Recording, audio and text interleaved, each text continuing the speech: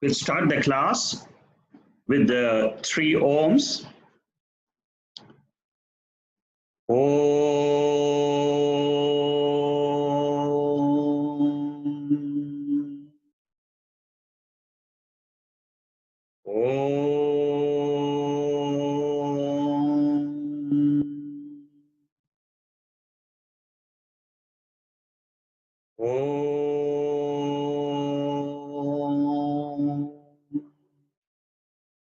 Om Sahana Bhavatu Sahanau Bhunaktu Sahaviryam Karavavahai Tejasvinavaditamastu ma Vidvishavahai. Om Shanti Shanti Shanti.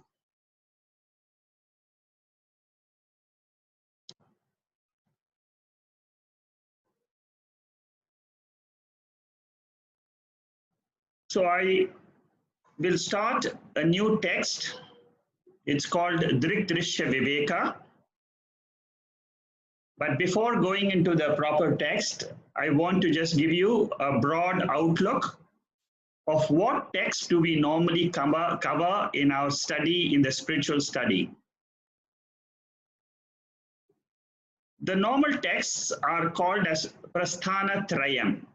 That means the 3 primary sources of knowledge regarding who am I.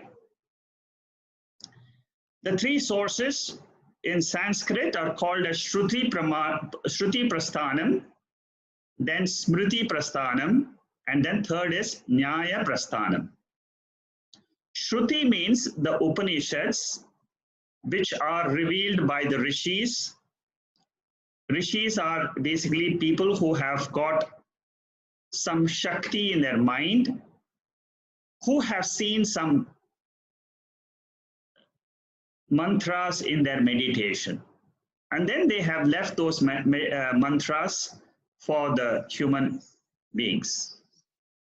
That is basically what we get in the Upanishads.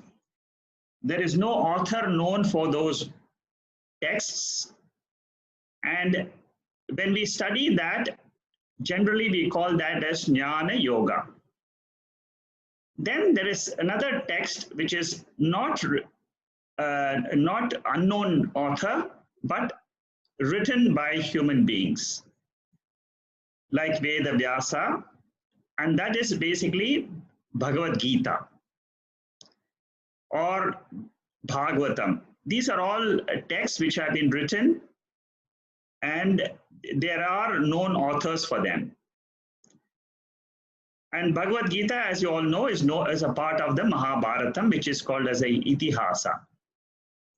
Itihasa means a book of history, a book telling us about the history of what happened in India long, long ago.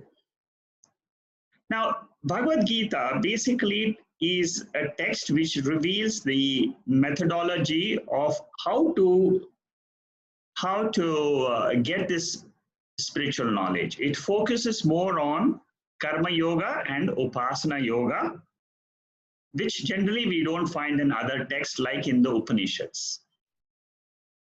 Then there are the third type of text which is called as Nyaya Prasthanam. Now these are logical texts which are written in support of the study or in support of the teaching given out by the Upanishads.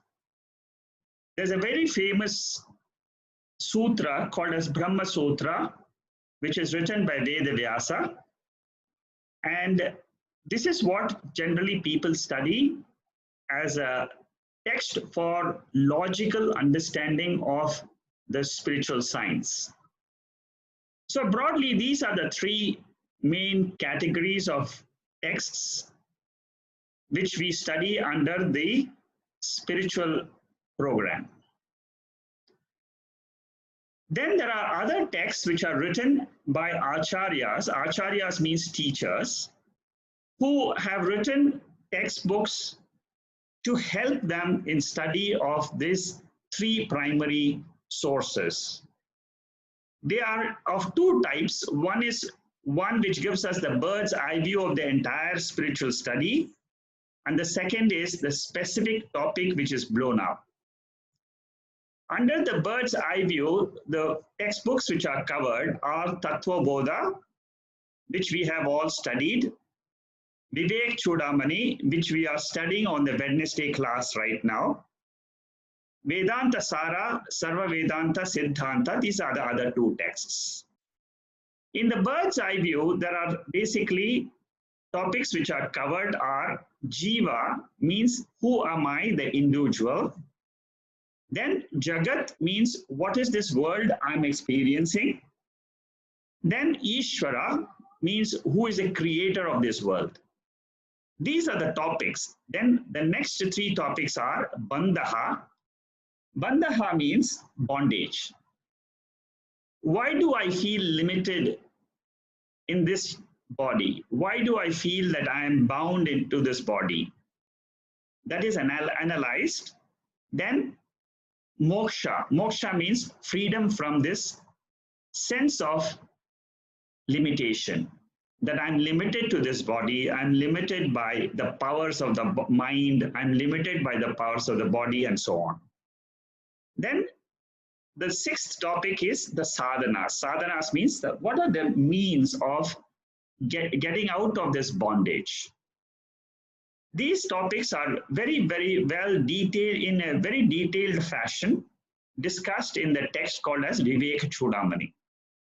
So in my Wednesday class, I'm taking those this particular 6 topics in a very detailed way, and those of you who are interested can still join the Wednesday group. So there are texts which are written. These texts are preparatory texts, so that when you study the Bhagavad-Gita or the Upanishads, you can understand the terminologies which are used in those higher texts, where they talk about Atma and so on. The second type of Prakarana Granthas, the basic texts for teaching, is specific topic based, which means Atma Bodha, which we have done before. This text of Drg Drishya, we just finished Atma Bodha recently, last week. Then there is another text called as Vakya Vritti, or which is basically to do with Mahavakya Vicharas. And the current text which we are going to do, Drg Drishya Viveka, is another text which is a basic text, and it focuses mainly on the methodology which I, as an jiva, as an individual, how do I try to realize this higher principle which is called as the consciousness? How do I try to realize it in my own core self? So this has 4 topics, basically. Jiva, Bandha. Bandha means bondage. Sadhana means what is the discrimination as the means, what is the way to understand this core aspect of mind. So these 3 topics are covered in the Drg Drishya Viveka. This text is basically consisting of 3 sections. Today, what I'm going to do is, I'm going to give you a backdrop of the whole text so that you understand what this text is about, how does it approach the whole topics, and what are the things which we will be studying in the, say, next 8 to 10 weeks. Because I think I'll be able to cover in about 8 to 10 weeks this whole text. There are 3 main sections in this text. Drik means seer, Drishya means seen. So what is this seer and what is the seen? When it comes to me, the jiva. There are 3 sections in this text, three groups. One is the basic text, which is from verse 1 to 21. That is the main text, and most of the books which you find in India, you will find that they only cover this portion. That is Drg Drishya Viveka. Viveka means discrimination between the seer and the seen. Then the second section is from verse 22 to 31, and it mainly covers 6 meditation topics. It's a very, very deep subject matter in this text, which you don't get in many other textbooks. This will tell us what are the 6 different types of meditations which are possible. Then the last section is, the third section is on the 3 types of our experiences in life.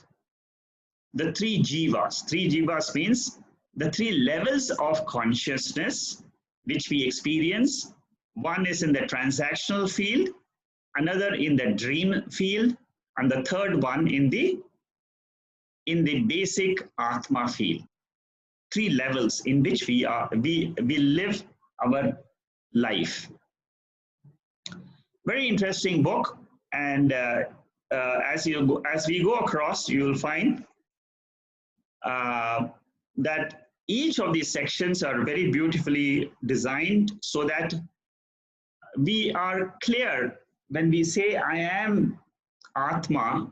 At the end of the study, we should be able to get a glimpse of what this Atma is about. The 3 sections are divided into 46 verses, and the text is written by Acharya, a teacher called as Swami Vidyaranya, and he is the Sringeri Matha Acharya.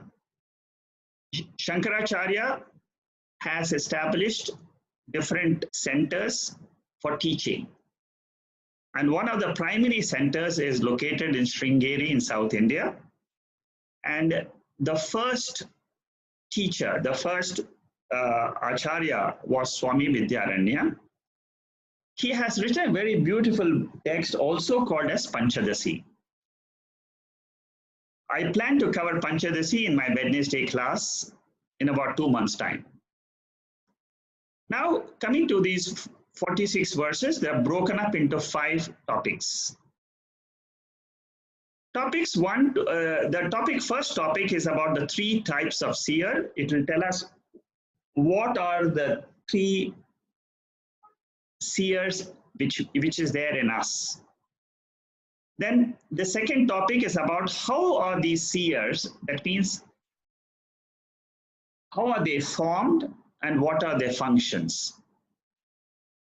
The third is the main topic of the whole text, which is which talks about how do I see this seer in myself, and the methodology used is Shravanam, which means listening. Mananam means contemplation on this teaching. By doing this, I will be able to remove sorrows in life because I will not get attached to the mind which has sorrow. I will be the Sakshi. I will be the witness of the mind. This is what they will teach us. And then it will tell us the ignorance of this Sakshi or Atma is the cause of all our sorrows.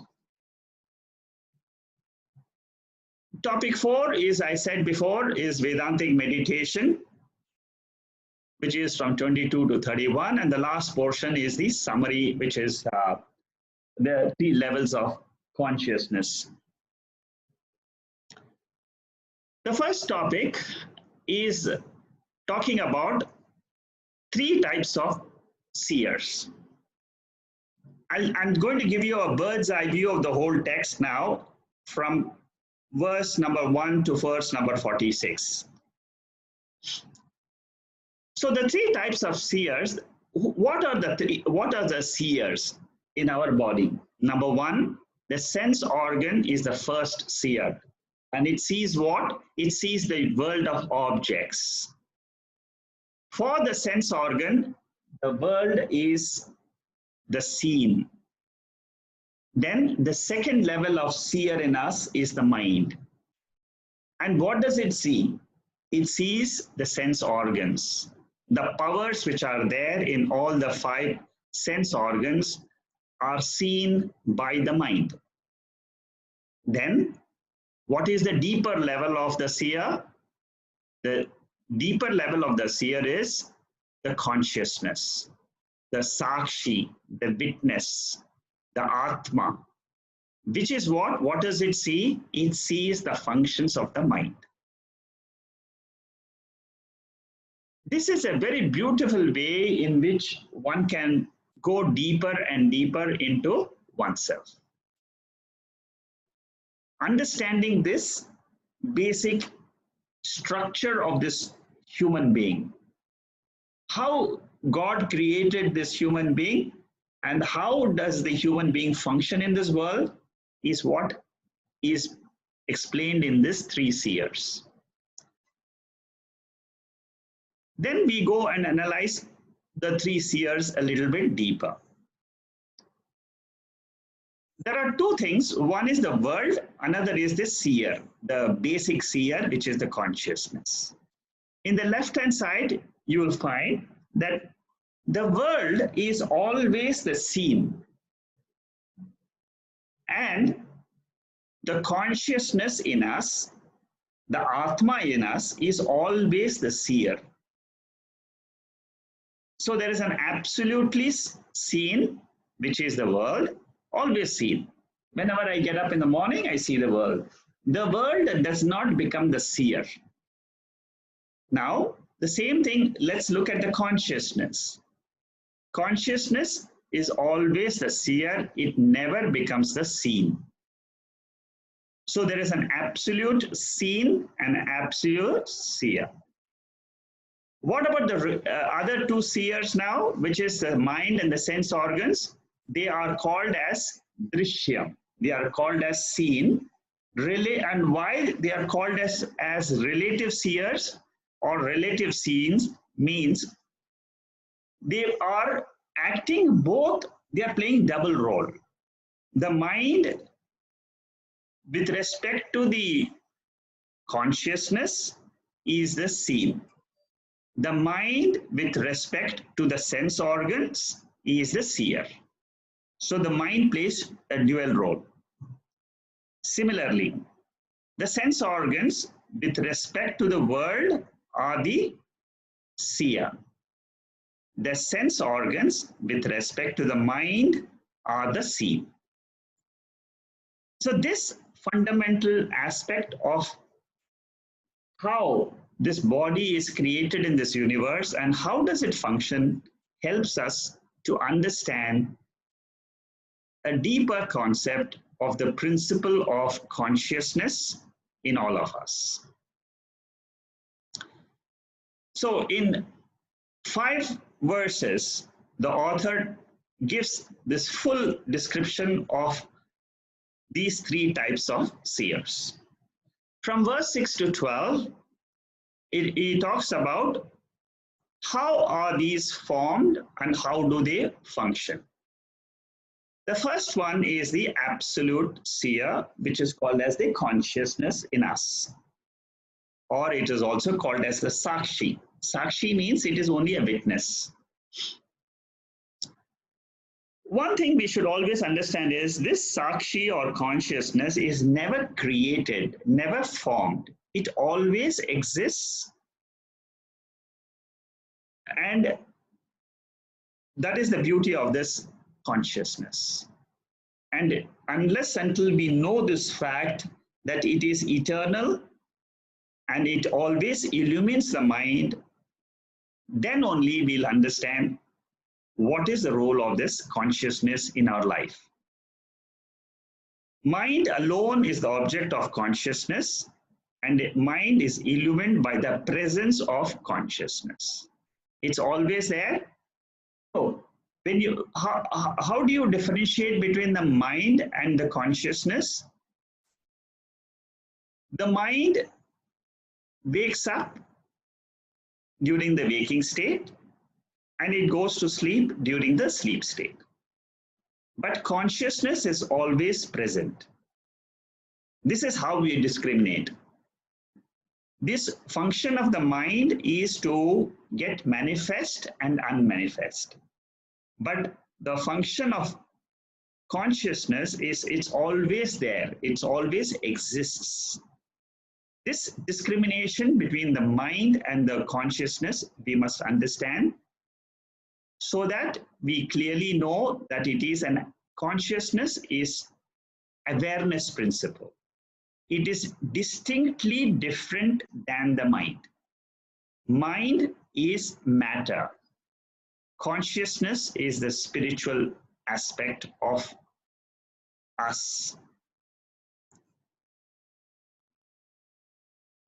Then let's look at the mind, which is the second relative aspect which we are looking at.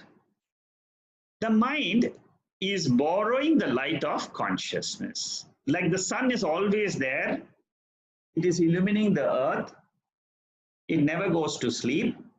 Similarly, consciousness never goes to sleep. It's a mind which wakes up, mind which goes to sleep. That means the earth turns around the sun, then it becomes night.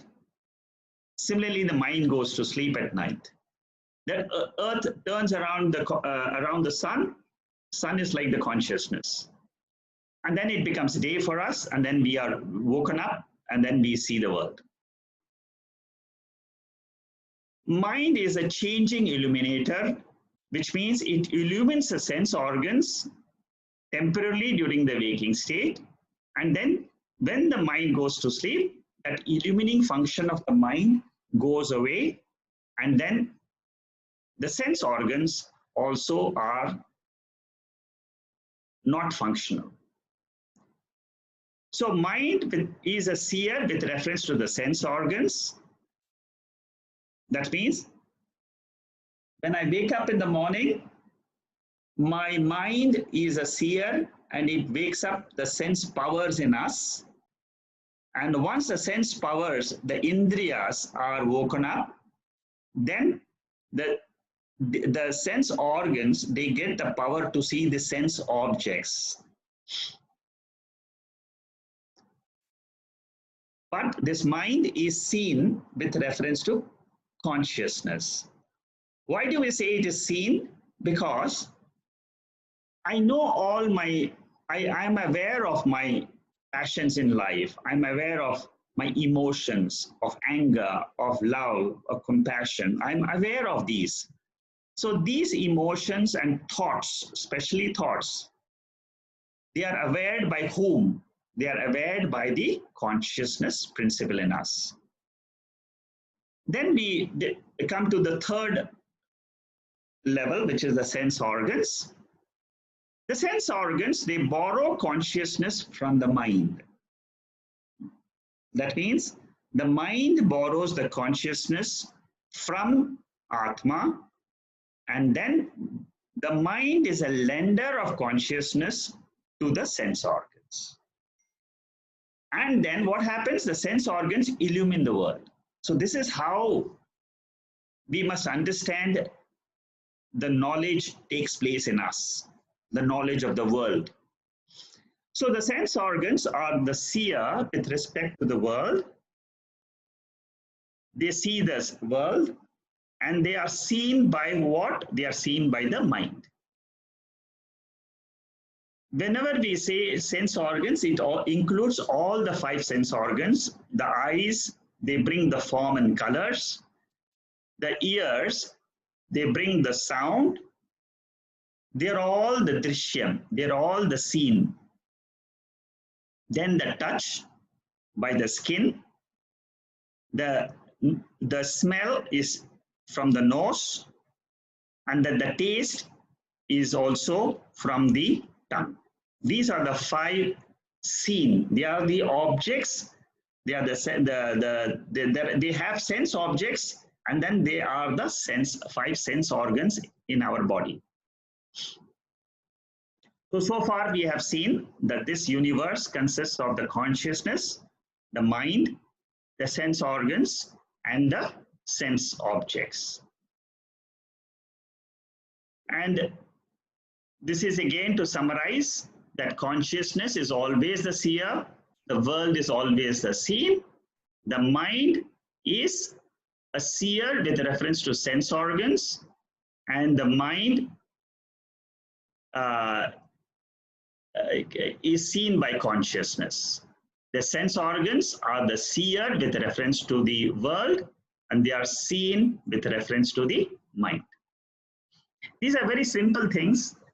Don't get too confused. Once you understand the basic principle of the consciousness in one side and the world in other side, these are the two extreme ends. Once you understand these two extreme ends, then this in between you have to place the mind and the sense organs. The third topic which is covered here in this text is ignorance and what is the cause of error. Generally, we all of us, we face sorrow in life, but we don't know why we are facing this sorrow, because it could be external situations. But according to the Indian scriptures, they say that the cause of sorrow may be outside, may be external, but it is always faced internally. It is the mind in us which is facing the sorrow. So I may not be able to change the situation outside in the external world, but I may be able to control how I face my own mind. That is how the scriptures, they train us to see how I can reduce the impact of sorrow from the world. So the mind is the instrument in us which is facing the external situation. We have taken our self, that means my core nature, to be this mind. That is the cause of the problem. So this is how the author dives deeper into the problem of sorrow. So now let us understand the two areas. One, which is the ahamkara, which means the I notion or the ego in us. And the second, let's try and compare the consciousness principle, which is my real nature. This is the depth of the study of this text. This ahamkara is the I notion, the ego factor, which is the changing principle. It changes all the time. It is happy one time, it is sad another time, it is controlled by the three gunas of the nature. It has its ups and downs. At the same time, it is also a seer of the sense organs. The sense organs and the mind, we have already seen how they are the seer and the seen. The mind is bound by this body. That means the I notion is not external in the world, but this I notion is there in this body. And consciousness is a changeless principle. Why do we say it's changeless? Because it's always the same. From my childhood till today, there is one factor in me which has never changed. This is an experience of all of us. If you ask a person, you'll say, I have never changed. Maybe my mind has changed, maybe my body has changed. But at the core of our personality, we all feel that there is something in me which has not changed, and that is pointed out by the Shastras as the real seer, the infinite principle which is not affected by time, it is not bound by the body or the mind.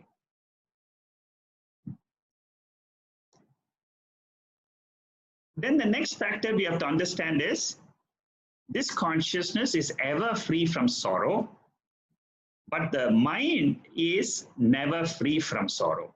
Two opposite ends. This is how we discriminate the mind with reference to the consciousness. Then the last factor is consciousness is all pervading. It can't travel. That means it can't travel from one body to another because it is always there in all the bodies at all times. Whereas the mind, it travels from one body to another body as per the law of karma, which gives us the bodies. And the mind has ups and downs. It has got problems in life. And there is no physical distance between this Sakshi and I notion. They all are in the same locus. Body, mind, Sakshi, they are all at the same locus. That is why I find it difficult to understand my mind and how to differentiate that my mind from consciousness. We all have these difficulties as students of Vedanta. Every single person, when he hears the Bhagavad-Gita or the Upanishads or these texts, they will say, I can't understand this Sakshi aspect. I can't understand the Atma aspect. I can understand to some extent my mind, but consciousness, I don't know. They say it's impossible for me to understand. In a beautiful text called as Darshanam, Ramana Maharishi has analyzed this ego I and how does it rise and how does it fall. I will be taking that text after 2 months for the Wednesday group. So at that time, you will understand, for those of you who find it still more difficult, that text written by Ramana Maharishi is a fantastic text. It will tell us a little bit more, but just to give you a gist right now, the ego I is a mixture of two factors. I is a mixture of Sakshi principle, which is a consciousness, and the Ahamkara, the mind, it is a mixture. It's a mixture of the two. The Sakshi, that means the consciousness, it exists by itself. But the problem with Sakshi is it can never say I on its own. It needs the mind to say I. It is a permanent and it is Satyam. Satyam means it is the truth of not only me, but it is the truth of the entire universe. That is why they say that the entire consciousness is the absolute truth of the universe itself. The whole universe depends on this consciousness for its existence. Ahamkara is a mind, is the mind portion of the I. And this Ahankara, the ego I, is a reflection of this consciousness, but it cannot exist on its own. That is what we have to be very clear.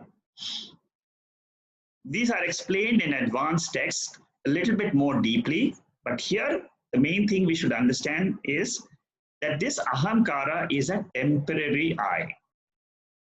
Because it is temporary, they use a term in Veda, and that word they use is called mithya. Mithya means it is false entity which takes on which borrows the consciousness. That means the mind in us is the ego I, is the I in which I deal with the whole universe. Most of us, we don't know the Sakshi I. Now we are trying to understand what is this ego I in us. So the scriptures tell us this ego I borrows the consciousness from the Atma, and then it borrows the location, it borrows the matter principle of the body.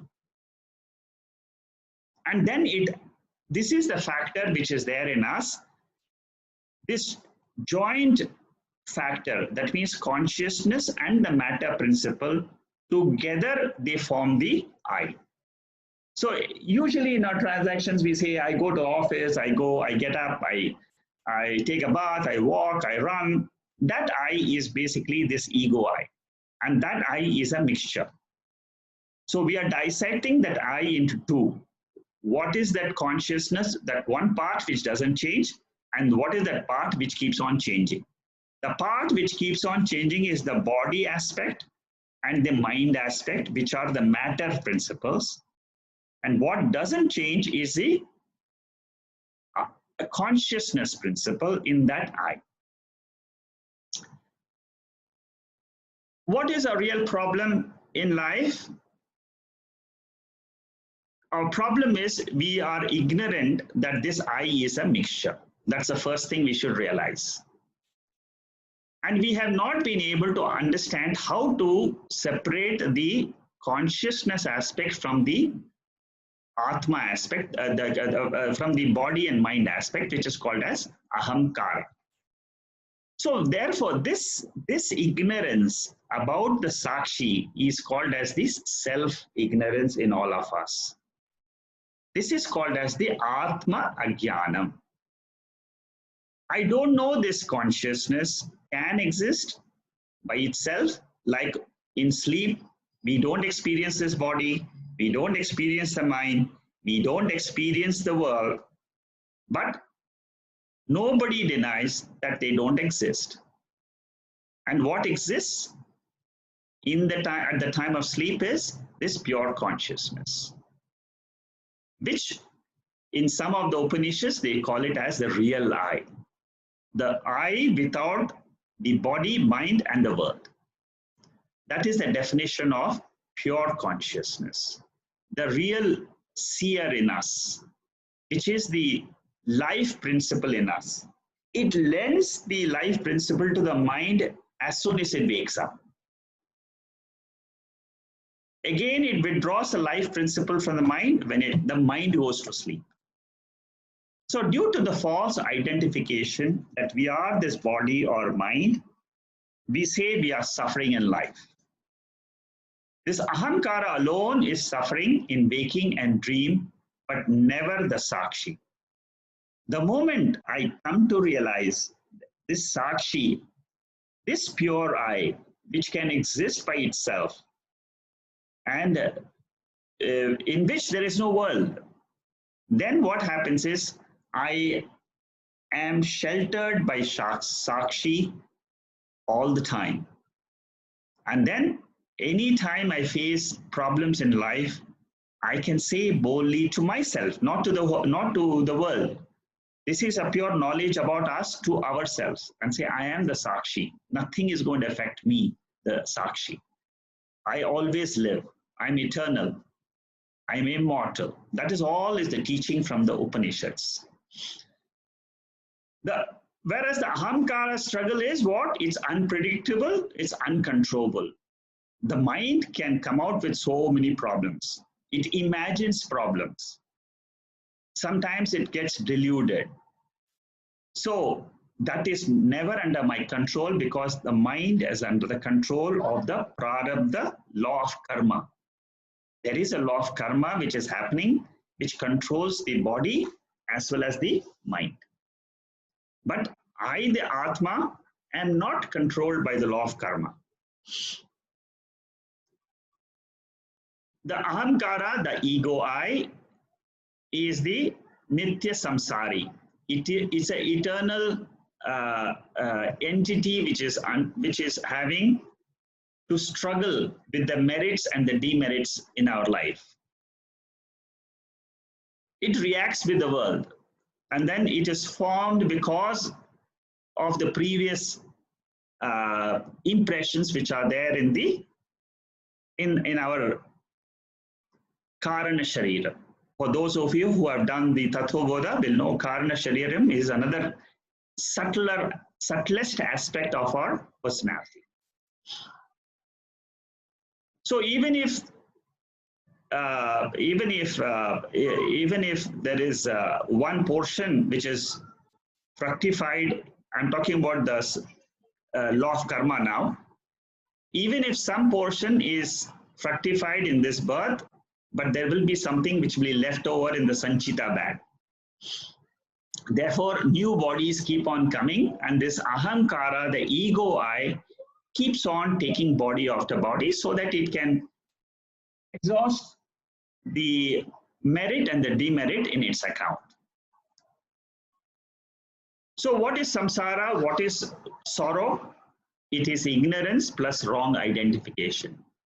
Ignorance is an aspect which is veiling my subjective identification that I am the Sakshi and I always exist. I existed before the birth of the body, I exist after the death of the body. Now, these aspects of pure consciousness, Atma, all this, it comes only from the scriptures.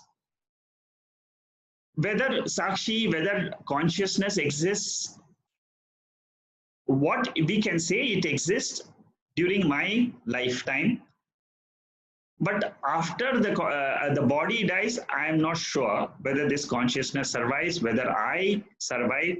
What the scripture says is this consciousness is eternal. Today we will see in our meditation aspect about this portion. Wrong identification is the Vikshepa Shakti. That means this ignorance in us, this avidya, this is a Shakti in us. Now what happens, this avidya, it has another, this power in us which covers the nature of Atma, projects that I am the body. This is how it happens in the nature. This is what is being explained in the scriptures in very, very big detail in advanced textbooks. So what is taken out from the advanced textbooks is just being presented here so that we come to know why we suffer in life. So the mind has got a projecting ability. It will project things. The first wrong projection is I am the body. I am the mind. This is a projection, it's a mistake of the mind. And this is what the Veda is trying to correct in our mind. That we are not the mind, we are not the body. The root is here in the wrong identification. The teacher is trying to convince all the students by going deep into the mind and saying that you are not the mind, but you are the Atma. And the Atma is behind the mind. So the remedy is knowledge to understand the Sakshi I and what is the basic principles of the Sakshi I, and to have right identification with this Sakshi I. What is the right identification? Number one, it is my own higher nature. It is not some God sitting somewhere in the heaven, nothing. It is a principle which we are bringing, and we are bringing it closer to our own self, closer to our own core nature. And we are saying that this higher principle exists in this body and in this whole universe. And we are saying that principle of consciousness is pure consciousness, is my real nature. This is the knowledge from the scriptures.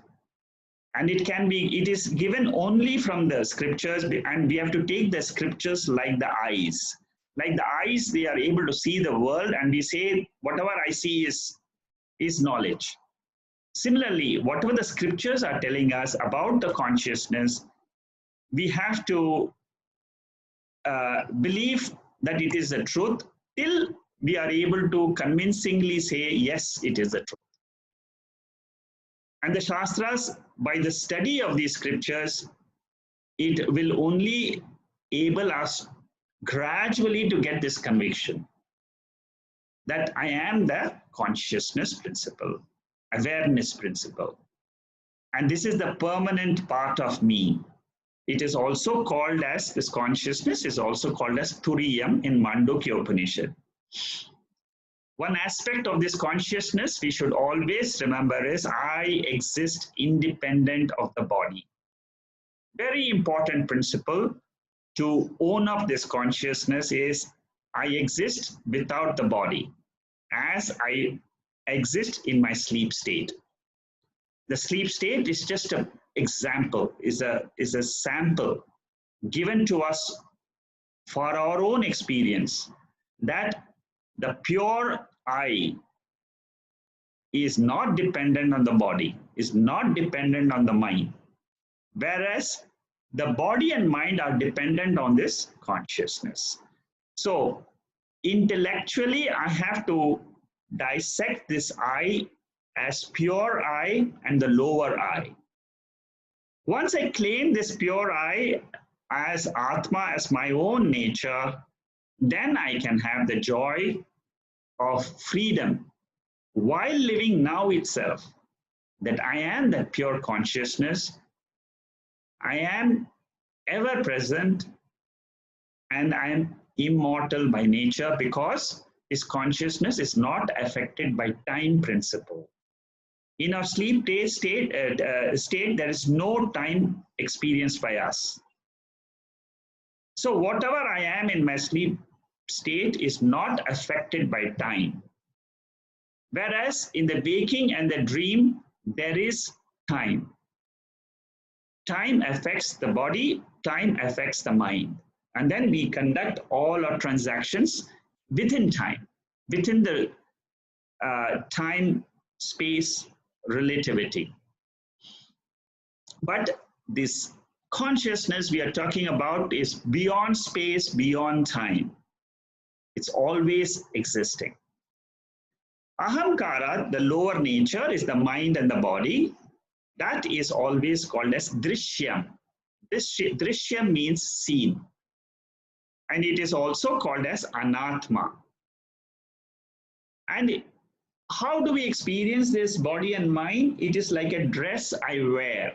I, the pure consciousness, wear the dress of the gross body, and I become the waker. And I experience the waking world. This is one level of consciousness, one level of our experiences in life.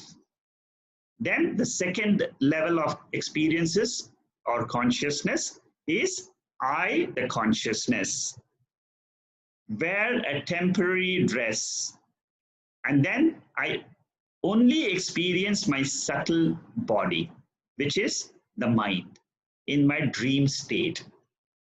This is the second dress of the pure consciousness.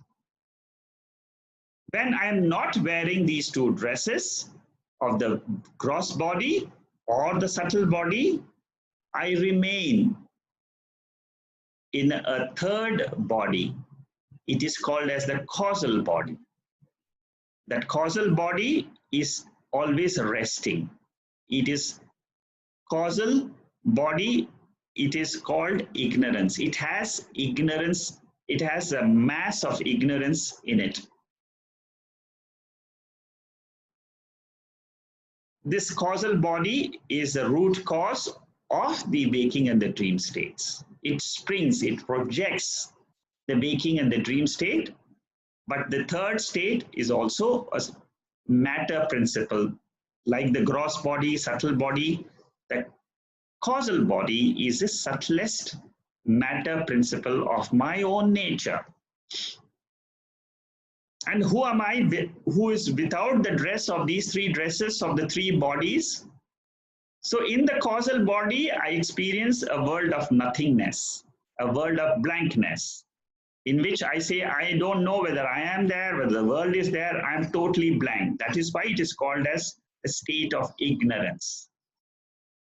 And who is illumining? This is a very, very important factor in the spiritual science.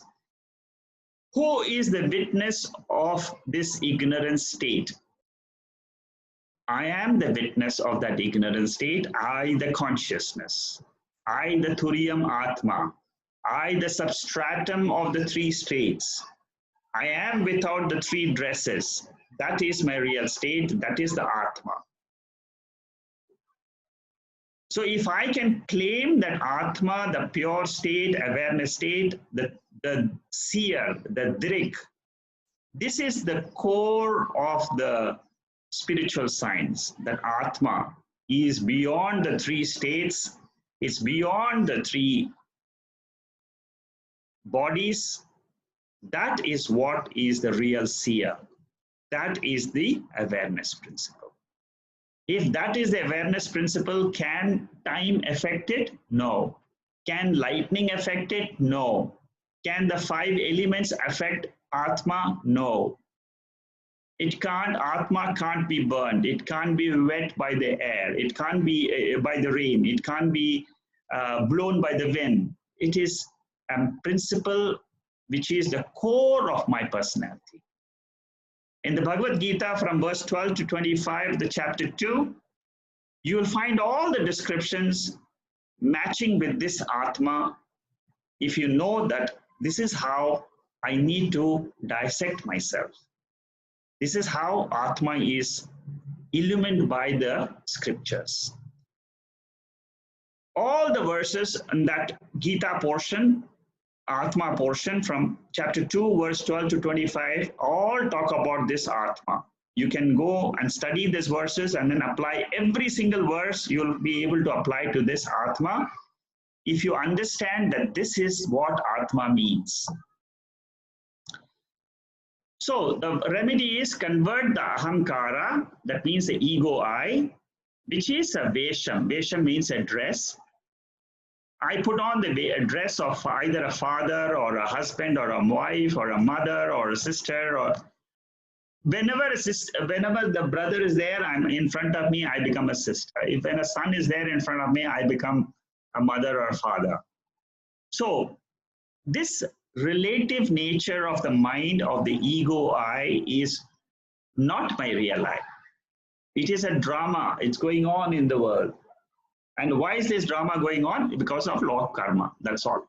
There is some principle called as law of karma, which the scriptures tell us, which takes, the bodies keeps on are taken up by the mind, and then it goes through, and then it leaves the body, it takes another body. That's all. But I am beyond that is the remedy. Ahankara is a vesham. I am the Chidananda Rupam Shivoham. I am the pure consciousness. Claiming this Sakshi as my real nature is the aim of Vedanta. So that was the core. You got a sample of what we are going to study up to verse number 21. 22 to 31 is Vedantic meditation. This is a very, very deep section for those who are meditating. They will understand this section well if they are meditators. If they are not meditators, then this section is just information, academic information. Whenever in life you will take up meditation, this study will be useful to you at that time. I will not go into the depth of this section right now, but just to give you the broad top portion, this Vedantic meditation consists of two types. One is when I meditate in my internal world of my mind, and when I'm able to meditate on the external world. There are the two types of meditations which are prescribed in this text. When I meditate in the internal world, I can use a picture that is called as Drishya. I mean, don't bother about the names here. These are all technical names, but just to understand, internally I can take a picture of Rama, Krishna, Jesus Christ, or anybody, or any form of God I can take and meditate. That is the first meditation, Drishya. Drishya means picture. Second is Shabda. Shabda means I can rotate my mind, Om Namah Shivaya, or keep on chanting, and then that becomes a meditation.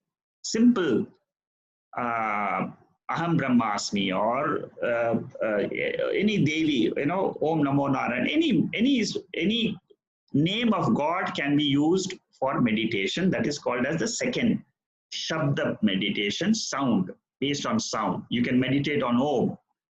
The third is that when I don't meditate on the sound or the pictures, then this is called as Nirvikalpa Samadhi. That means there is no meditated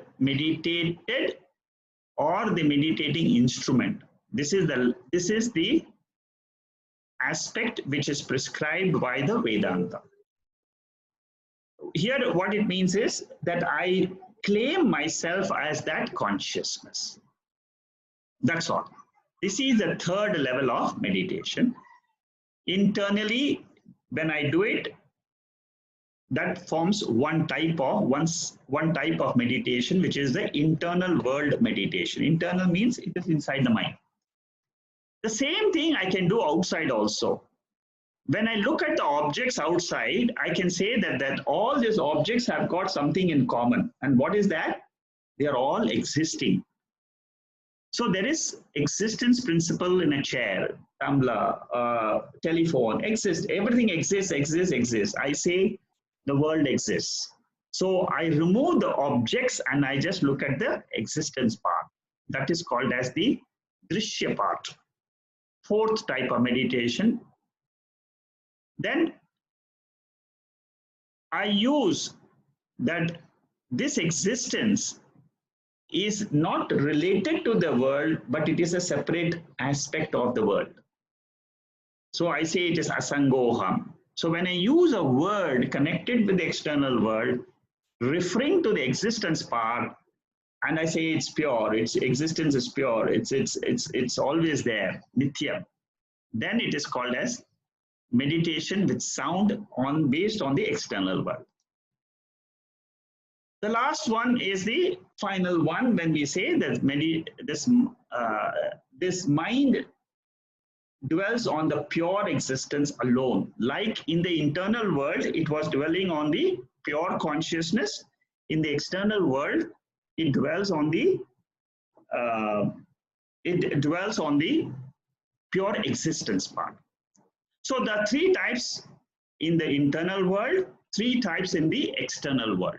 Very, very detailed. You won't get this type of descriptions of how to meditate in any other text except this Drg Drishya Viveka. It's a very deep level of meditation, and we'll see to some extent we will go through this when we take up verses 22 to 31.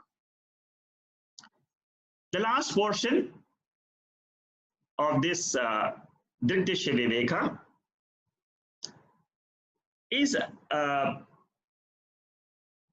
from 32 to 46. And here what is done is, this is called as Vedantic meditation.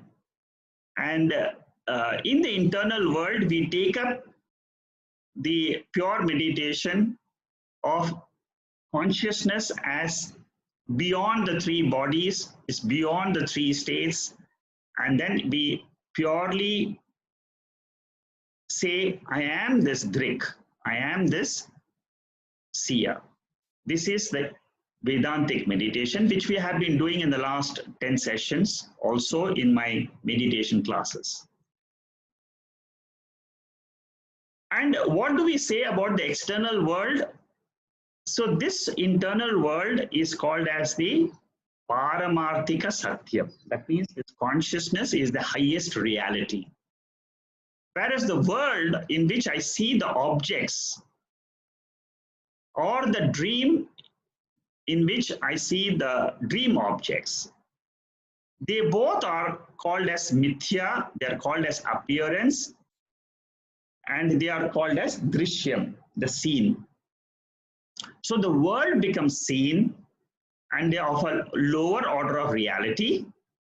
The external world experienced in the waking state is called as vyavaharika satyam. That means it is a truth which is present in the waking state. And the truth presented in the dream world is called as the pratibhasika satyam. That means they are appearances. They do not have existence on their own. And this type of meditation is explained from 32 to 46. And what is generally used is the Mandukya, very famous mantra about this consciousness, what it is. And this verse describes that. So in conclusion, Drg and Drishyam. Drg is the seer, experiencer, the subject, the illuminator of the mind, the consciousness principle in us. What is Drishyam? It is the seen. It is always experienced. It is an object of the consciousness. It is the illumined principle, not the illuminator. And it is always matter. The three bodies, gross body, subtle body, and the causal body, are illumined by consciousness. They are matter principles, including the sleep state causal body. That is very important. We have confusion in life because of this non-discrimination between Drg and Drishyam. And this confusion causes sorrows in life. This is the conclusion of the author. And therefore, he says, understand the seer in us. And what is the seen? Primarily, understand the mind is seen by consciousness. Once this is done, then we are able to drop our sorrow, which is belonging to the mind, and say to ourselves, I am that pure consciousness, which doesn't have any sorrow in life. The methodology, the detailed methodology, we'll take it up next week. And we'll start next week from verse number 1. This is the verse, and it tells us how we should do this text. This is the most important verse in the whole text, the verse number 1. And I'm going to send you a video of Swami Sarvapriyananda. It's a 51 minutes video. Those of you who can find the time to see this video, I will send this video by email. If you haven't received it, you can ask me. Or you can just download it from the YouTube. This is available in the YouTube. You can see this video. And throughout this text, you can look at these videos of Swami Sarvapriyananda. And those of you who are interested in getting the video from me, you can write to Jacqueline. We can send it to you. But those who can just download it from the YouTube, you can do it.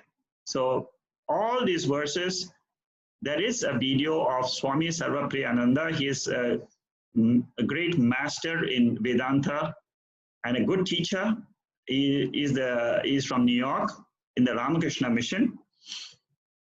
And you can see these videos. I will send in case you are interested, I can send it to you. So you can write to WhatsApp to Jacqueline, and then for those who are interested, I will forward them to you. Okay, so with this, I close today's session on Drg Drishya Viveka. Next week, we are going to start the actual text. I hope you got a bird's eye view of this text, and it will take about 10 sessions to finish this entire text. And it is a process by which we clearly understand I am the pure consciousness. I will close this with this text on Drg Drishya now, and I will next get into the meditation portion.